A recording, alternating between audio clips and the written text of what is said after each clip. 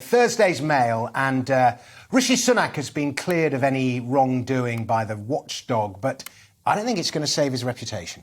Well, OK, so the watchdog is this guy called Lord Geit, and he is the advisor on ministerial standards. So, and this is only about Rishi Sunak. It's not about his wife. This is about whether or not the fact that he had a green card, which entitles you eventually to become a citizen of America if you want to be, and so on and so forth, and whether or not that was an abuse of the ministerial code. And what Lord Geit says, it's not an abuse of the ministerial code, but he says, but Lord Geit said, my role does not touch on any of the wider questions of the merits of such interest or arrangements.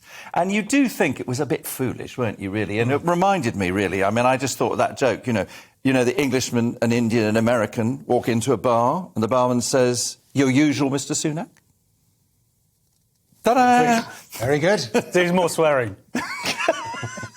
But I love but I agree with you. I mean, what that say, my role does not touch any wider question of the merits. That's such brilliant political speak for, like, he didn't break any rules, but the rules are rubbish, yes. Essentially. That's what he's saying. And this is one, guess what, guys?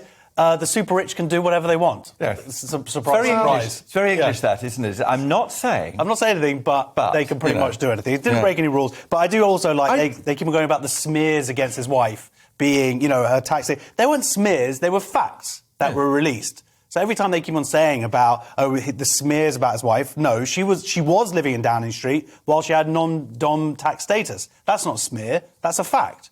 So it just annoys me every time I keep on trying to pass it off like this. You do think that actually they might have, I mean, on a sort of opportunistic basis, they might have taken a bit more care.